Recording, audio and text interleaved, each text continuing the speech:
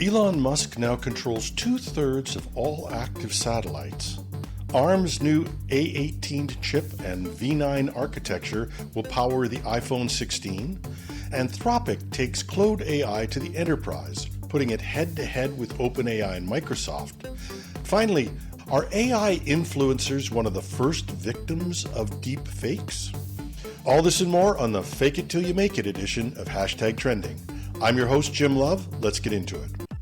Elon Musk's SpaceX has reached a significant milestone, with its Starlink network now controlling nearly 2/3 of all active satellites orbiting the Earth. This week, SpaceX launched its 7,000th Starlink satellite, cementing its dominance in the satellite industry.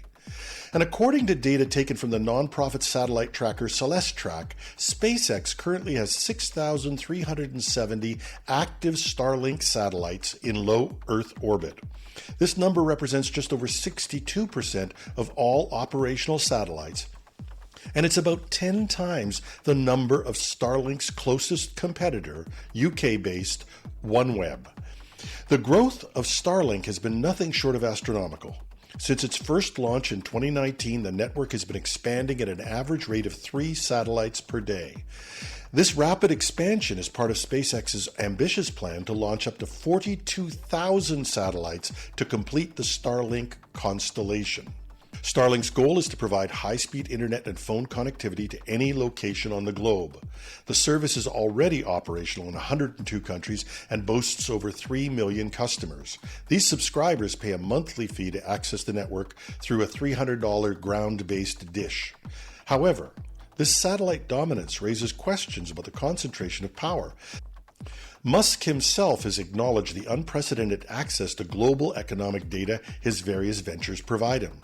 As Starlink continues to expand, it's likely that discussions about the implications of this satellite monopoly will intensify. In the ever-evolving landscape of global connectivity, Starlink's rapid growth serves as a testament to both the technological advancement and the increasing influence of private companies in space exploration and communication infrastructure. According to a report in the Financial Times, Apple's new A18 chip is set to debut in the iPhone 16 today, with ARM's latest V9 architecture. While every new mobile chip design tries to bring more power and battery life, the V9's mission is to bring generative AI to your phone. These ARM chips are already powering the newest line of MacBooks, Apple's M4, and Apple is saying that this has been a giant leap in terms of performance, which will be included in the next generation of PCs expected over the coming months. Bringing that next to the iPhone is reported for today's announcement. AI models on a smartphone require some serious computational power, and that's why currently AI features are limited to the top-tier iPhone 15 Pro models. But with the iPhone 16, it's possible these features may be more widely offered. These new features are what Apple is calling Apple Intelligence, a smarter Siri, custom emoji generation, and some seriously advanced photo editing capabilities. And Apple is reported to be pursuing a partnership with OpenAI to bring ChatGPT to users for free. But although Apple is partnering with OpenAI, it continues to try to reposition itself as an AI company. How will it distinguish its AI offering? Well, one way is to focus on privacy and data security. It's introducing something called private cloud compute. Apple has famously kept data within its own systems to protect data privacy, and despite the new power of the A18 chip, some AI features will require access to larger models. Private cloud compute is Apple's way of assuring users that it will keep user data secure when it needs to leave the device to tap into Apple's larger AI models.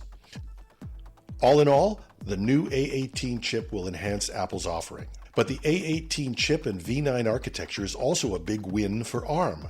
It's been reported that the V9 architecture brings in double the royalties of its predecessor. With a multi-year deal with Apple, this will have a big impact on ARM's financial results.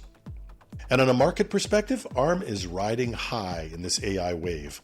Their shares have jumped 70% since the start of 2024, and the demand for AI-capable chips continues to grow.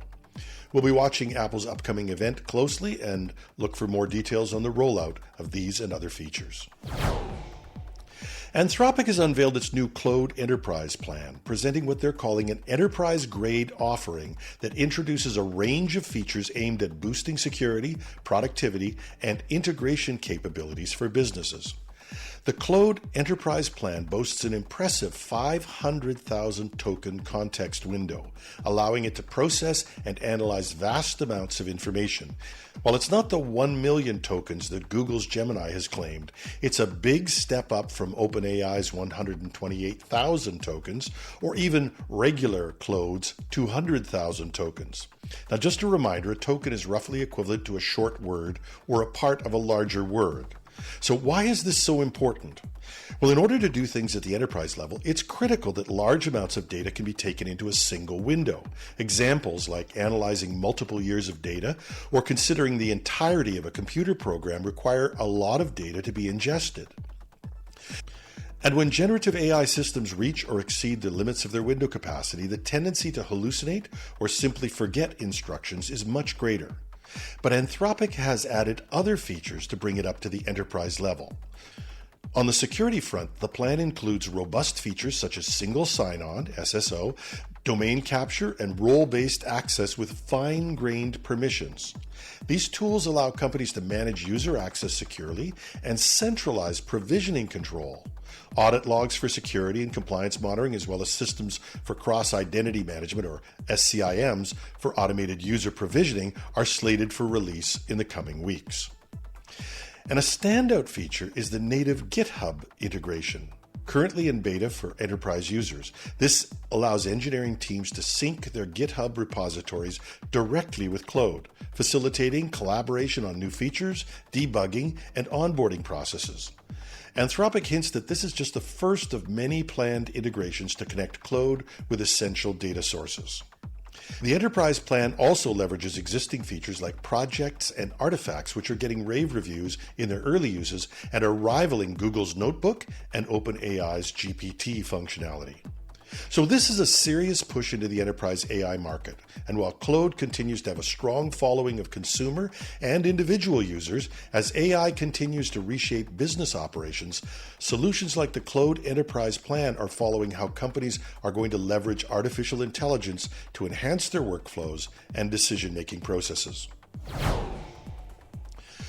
The world of influencer marketing is only a few years old, but it's already a multi-million and some suggest a multi-billion-dollar industry. But as fast as this new industry has appeared, it might be one of the first industries wiped out by AI technology with the advent of AI-generated influencers. These virtual personalities are not just a novelty, they're becoming a significant force in this influencer industry.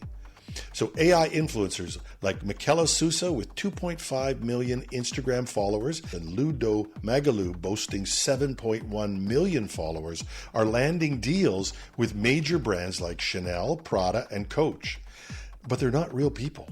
They are AI constructions, hyper-realistic, but nonetheless not real people. Some think this trend will reshape how companies approach marketing and consumer engagement. For brands, AI influencers offer several advantages. They're cost-effective, available 24/7, and can be tailored to represent diverse backgrounds, potentially broadening consumer reach.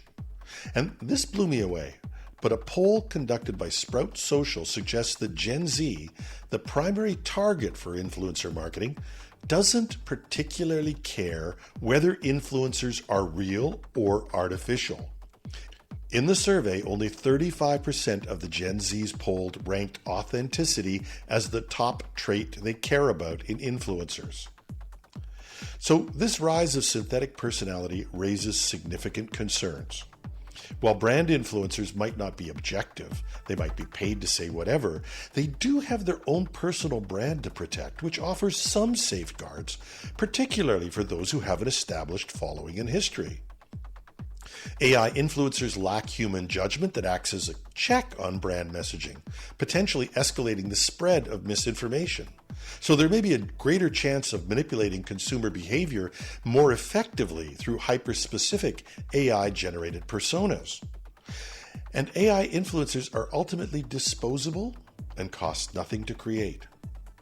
So this trend poses a serious threat to human influencers' livelihoods and may impact opportunities for real individuals from underrepresented backgrounds. As AI technology advances, distinguishing between real and artificial online personas will become almost or totally impossible for the average person. So this new industry, born in social media and online activity, may be a big flashpoint in the debate over the value we place on human authenticity in digital content. And that's our show for today. You can find our show notes at our news site, technewsday.com or .ca. Take your pick. Thanks for listening. I'm your host, still the real Jim Love.